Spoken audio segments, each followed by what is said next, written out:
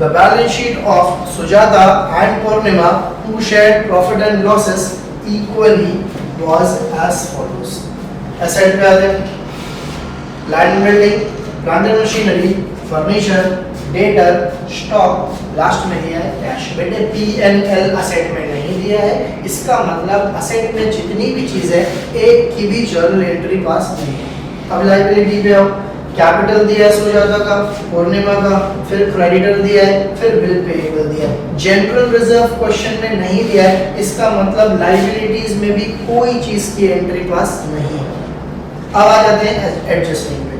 On 1st April 2018, Aparna joins the firm as a third partner for 1/5 share of the future profit on the following terms and conditions. Goodwill is valued कितना रुपया? 2 लाख. पूरी firm का goodwill 2 lakh है. Aparna is to bring her share of goodwill in cash. Aparna अपने हिस्से का goodwill बेटे क्या में ला रही है? कैश में. तो इसकी एंट्री पास होगी जब नया पार्टनर गुडविल कैश में लाता है. और याद है ना, जब नया पार्टनर गुडविल कैश में लाता है तो सबसे पहले बिजनेस में गुडविल आता है और फिर वो गुडविल फौरन पुराने पार्टनर्स के अकाउंट में बेटे क्या हो जाता है? ट्रांसफर हो जाता है. चलो 2 एंट्री आएगी. सेकंड आ जाओ. Aparna is to bring in 1 lakh as capital. 1 lakh रुपए कैपिटल के नाम पे लाएगी, तो ये तीसरी एंट्री कैपिटल की होगी. फिर बोलता है a provision of 10% is to be created on debtor. RDD बनाने बोला है 10% का, तो उसकी एक एंट्री पास हो जाएगी. फिर land and building is to be valued at 80,000, तो land and building की एंट्री पास हो जाएगी. Stock and plant and machinery to be reduced by 20%, तो उसकी एंट्री पास हो जाएगी. Draft the journal entries to record the above arrangement. All right बेटा, let's start the solution. सबसे पहले हम एसेट को देखेंगे. Journal of Sujata, Purnima and Aparna. Date नहीं है तो serial number, particular, ledger folio, debit and credit. सबसे पहले हम एसेट की तरफ जाते हैं. एसेट के अंदर क्या पढ़ा था? P&L की एंट्री आएगी, बाकी किसी की नहीं आएगी. P&L है ही नहीं तो भूल जाओ. लायबिलिटीज पे आओ. लायबिलिटी में क्या सिखाया था? जनरल रिजर्व की एंट्री आएगी, बाकी किसी की नहीं आएगी. जनरल रिजर्व है नहीं, भूल जाओ. मतलब बैलेंस शीट हमारे किसी काम का नहीं फिलहाल. Adjustment number 1, goodwill is valued at 2 lakh और अपर्णा अपने उससे गुडविल क्या में ला रही है? कैश में. तो यहाँ पे मैं पहले अपर्णा का गुडविल कैलकुलेट कर लेता हूँ. शेयर ऑफ अपर्णा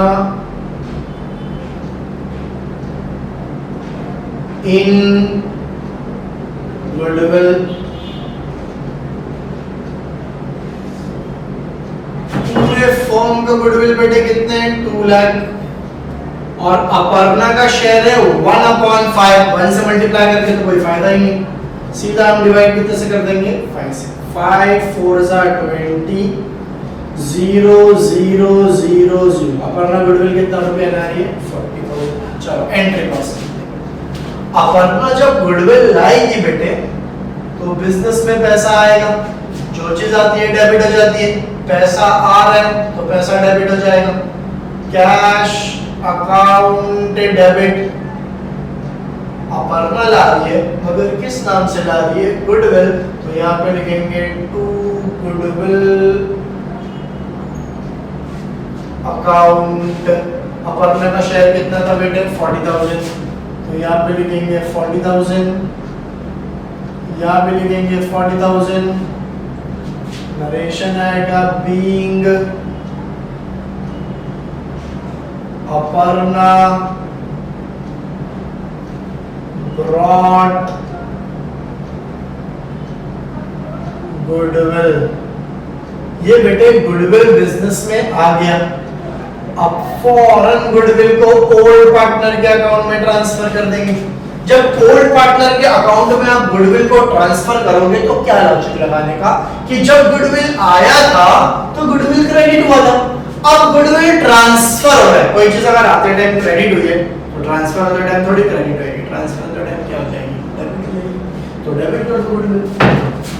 तो एंट्री बनेगी बेटे goodwill account debit. Old partner में 2 ओल्ड पार्टनर है, सुजाता एंड पूर्णिमा. तो 2 Sujata capital account to Purnima capital account, narration आएगा बीइंग गुडविल ट्रांसफर्ड।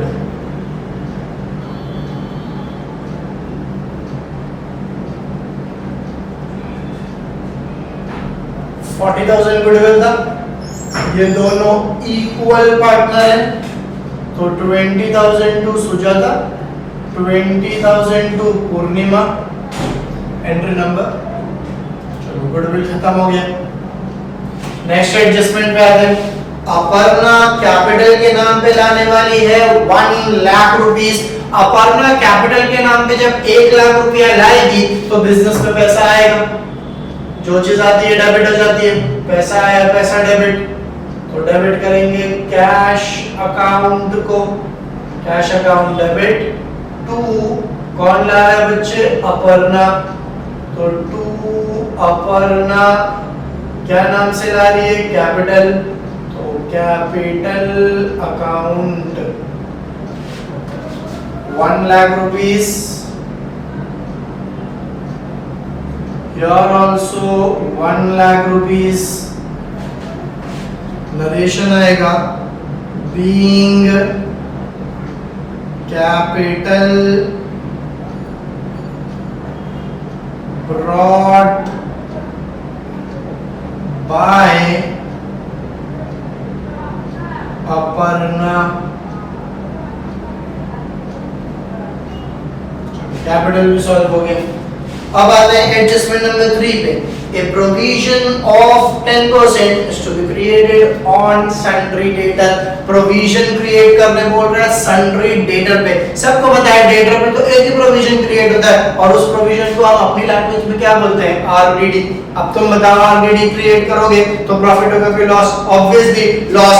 भाई मैं मान लूं अगर कोई बंदा मेरा पैसा डुबा देगा तो डुबा देगा मतलब प्रॉफिट थोड़ी होने वाला है, लॉस ही होने वाला है। तो RDD is always a loss, है ना। चलो अब चल के देखते हैं डेटर की तरफ। डेटर का वैल्यू था 26,000, उसका 10% निकालेंगे 2,600। 2,600 रुपए का बेटे आपको क्या हो गया, लॉस। लॉस तो डेबिट हो जाता है। सर लॉस क्यों डेबिट होता है, तो नॉमिनल अकाउंट है ना, नॉमिनल अकाउंट क्या बोला था बचपन में आपको, debit all expenses and losses. Loss debit होता है तो डेबिट कर दो। उसके लिए तो हमारे पास एक स्पेशल अकाउंट भी है, उस अकाउंट का नाम है रीवैल्यूएशन अकाउंट। तो एंट्री बनेगी रीवैल्यूएशन अकाउंट डेबिटेड टू, इसकी वजह से लॉस हो रहा है, आरडीडी। 26,000 का 10% बेटे कितना आ जाएगा, 2,600। नरेशन आएगा being RDD created at the rate 10%। चलो RDD भी क्रिएट हो गया। एडजस्टमेंट नंबर 4 पे आ जाते हैं, आई मीन टू से डी पे। Land and building is to be valued at 80,000। Land and building की वैल्यू 80,000 करने बोल रहे हैं। अब जाके देखता हूँ लैंड एंड बिल्डिंग था कितने का। लैंड एंड बिल्डिंग तो 60,000 का था। मेरा असेट, मेरी प्रॉपर्टी जो पहले 60 की थी अब 20 की हो गई, मेरी प्रॉपर्टी बढ़ गई। मेरी प्रॉपर्टी का वैल्यू बढ़ेगा तो मुझे तो प्रॉफिट हो जाएगा, और लॉस अगर डेबिट होता है तो प्रॉफिट थोड़ी डेबिट होगा, प्रॉफिट क्या हो जाएगा, क्रेडिट। तो लॉस के टाइम रीवैल्यूएशन को डेबिट किया था, प्रॉफिट के टाइम थोड़ी डेबिट करूंगा, प्रॉफिट के टाइम क्या करना पड़ेगा, क्रेडिट। तो बच्चे रीवैल्यू को क्रेडिट कर देंगे। और प्रॉफिट किस पर हो रहा है, लैंड एंड बिल्डिंग पे। तो लैंड एंड बिल्डिंग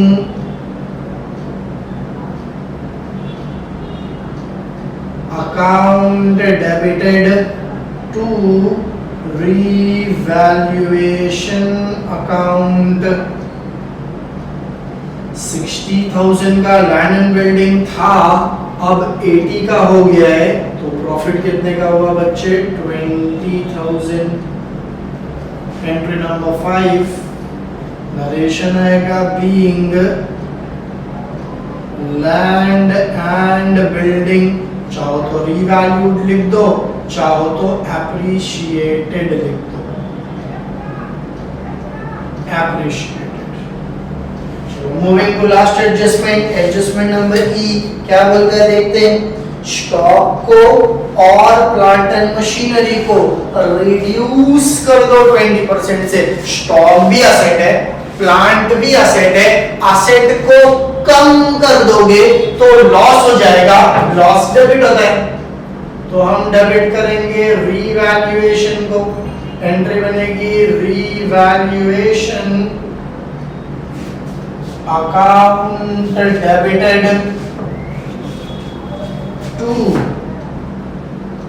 पहला लॉस बेटे किस पे हुआ है? स्टॉक पे, और दूसरा लॉस हुआ है प्लांट एंड मशीनरी पे, तो to plant and machinery account. चलो देखते हैं स्टॉक। स्टॉक की वैल्यू थी बेटे 40,000, 40,000 का 10% 4 और 20% कितना हो जाएगा बच्चे? 8,000। अब आते हैं प्लांट एंड मशीनरी पे। प्लांट एंड मशीनरी 70,000, 70 का 10% 7 और 20% हो जाएगा 14,000। 14 और 8 तो हो जाता है 22,000। नरेशन आएगा being stock and machinery depreciated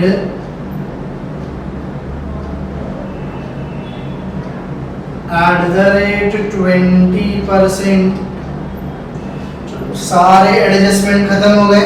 अब हम रीवैल्यूएशन अकाउंट को क्लोज कर देंगे। प्रॉफिट आया तो प्रॉफिट की एंट्री पास करेंगे, लॉस आया तो लॉस की एंट्री पास करेंगे। अब रीवैल्यू को क्लोज कैसे करना है समझो। जहां जहां रीवैल्यू डेबिट हुआ है, क्या हुआ है? डेबिट, तो समझ जाना लॉस है, और जहां जहां रीवैल्यूएशन क्रेडिट हुआ है समझ जाना क्या है? प्रॉफिट। अगर क्रेडिट बढ़ा है तो प्रॉफिट आएगा, अगर डेबिट बढ़ा है तो लॉस आएगा। अभी निकाल देता हूं, देखो 1 मिनट में। एंट्री नंबर 1 रीवैल्यूएशन तो है ही नहीं, भूल जाओ। सेकंड एंट्री रीवैल नहीं है, इसको भी जाने दो। थर्ड एंट्री रीवैल नहीं है, जाने। फोर्थ एंट्री में रीवैल्यूएशन डेबिट हुआ है, कितने से डेबिट हुआ है? 2,600, तो बच्चे 2,600 का लॉस है, यहां लिख देता हूं। पांचवी एंट्री में रीवैल्यूएशन क्रेडिट हुआ है, देखो क्रेडिट हुआ है 20,000 से, यानी ये प्रॉफिट है, तो इसको अलग पार्ट में लिखता हूं 20,000। और आखिरी एंट्री में रीवैल्यूएशन डेबिट हुआ है, मतलब लॉस है, कितने का लॉस है? 22,000। अगर आप गौर से देखो तो आपका जो प्रॉफिट है बेटे, प्रॉफिट 20 का है और लॉस कितने का है? 24,600। तुम बताओ 20 बढ़ा कि 24,600 बढ़ा? 24,600 बढ़ा, लॉस बढ़ा है। 24,600 का लॉस है, 20,000 का प्रॉफिट है। अगर मैं माइनस करूं लॉस में से प्रॉफिट को, तो लॉस बचेगा 4,600, लॉस बचेगा।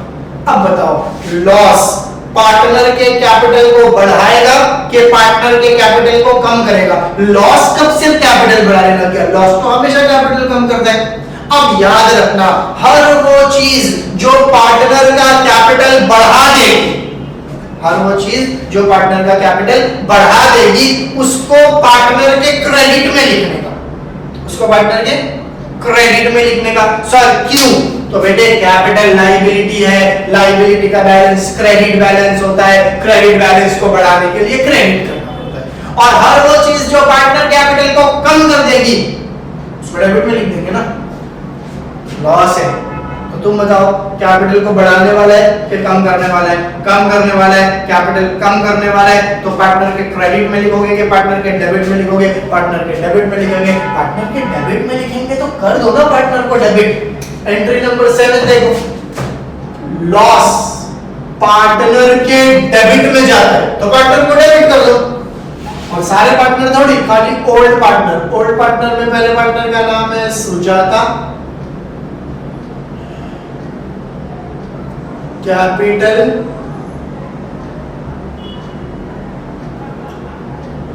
अकाउंट डेबिट, पूर्णिमा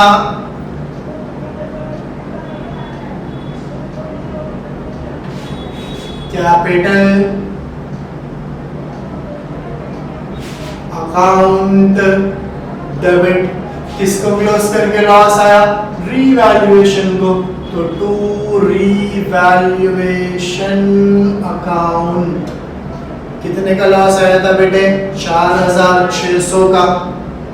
दोनों भी इक्वल पार्टनर है तो 2300 पूर्णिमा बेयर करेगी, 2300 सुजाता बेयर करेगी। नरेशन आएगा being revaluation account closed and loss transferred। ये आपका रिवैल्यूएशन खत्म हो गया। अब आपको सिर्फ टोटल करना है और सम खत्म। 40 40 80 1 lakh 80 2 lakh 2 lakh 20 224 600 228 600 229 200 2 lakh 29,200 2 lakh 29,200।